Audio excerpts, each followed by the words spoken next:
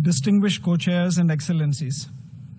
At the outset, I would like to thank the co-chairs France and Saudi Arabia for their leadership in convening this high-level conference. I also commend the efforts of the chairs of the 8 working groups for their valuable contributions in outlining the broad contours and action points related to various aspects of the two-state solution. The stated intent of the international community as expressed at the United Nations since 1947 has consistently been the establishment of 2 states, Israel and Palestine, living side by side in peace and security. In 1974, the question of Palestine was reintroduced in the General Assembly's agenda, and since then, it has reaffirmed the inalienable rights of the Palestinian people to self-determination, national independence, and sovereignty. Deliberations during the preparation for the conference confirmed that the international community continues to believe that there is no substitute for a two-state solution. In 1988, India became one of the first countries to recognize the state of Palestine with firm support and commitment to the two-state solution. I am pleased to underscore that India led by example in this regard more than 37 years ago. The conference offers an opportunity to reflect on the path traversed thus far in the journey towards achieving peace through a two-state solution.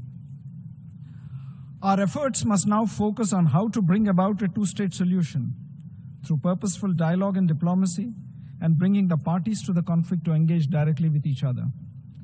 Reaffirmation of support must take the form of actionable steps that pave the way for the two-state solution. Identification of such steps and their implementation modalities demand our collective attention and effort. Friends, let us be clear on some basic prerequisites. First, the humanitarian assistance pillar demands our immediate attention and action. The human suffering in Gaza continues unabated. Tens of thousands have been killed and many more injured. Several medical facilities have been damaged or destroyed. Children have been deprived of schooling for more than 20 months.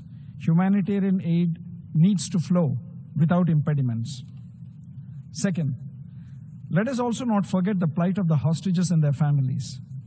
There can be no justification whatsoever for terrorism, for addressing any root cause or political grievance. Third, Palestinians in Gaza must have access to food, fuel, and other basic necessities without hindrance. Humanitarian assistance is vital in sustaining life and must remain outside the realm of politics or conflict. Fourth, civilians, including women and children, have the right to lead normal lives. In the years ahead, meticulous reconstruction and rehabilitation efforts of a substantially large scale will be required. To this end, India takes note of the plan endorsed by the leaders of the Arab states. We stand ready to do our share in this important task. Distinguished co-chairs, economic prospects and viability for a Palestinian state are crucial.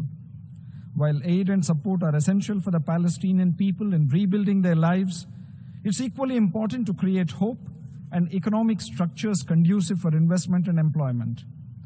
India has been making concerted efforts to bring about a tangible impact on the daily lives of the Palestinian people by implementing human-centric projects in diverse sectors. The total commitment by India on this front stands at around $160 million. In doing so, we have also partnered with the Palestinian Authority and the United Nations. Another vital aspect is security. A stable arrangement that suitably caters to the security needs of both sides is necessary. Neither party should feel insecure. A sovereign, viable, and independent state of Palestine within recognized and mutually agreed borders, living side by side with Israel in peace and security, is a prerequisite for enduring peace and sustainable development. India has been clear on the measures that must be undertaken in the short term. An immediate ceasefire, sustained and unimpeded humanitarian assistance, a release of all hostages, and the path of dialogue and diplomacy. There are no alternatives to these measures. We appreciate the efforts of all friendly states that have facilitated such measures between the parties.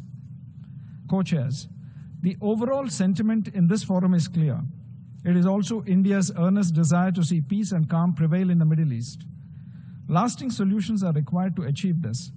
Certain action points are emerging from the conference. Following up on them is the key.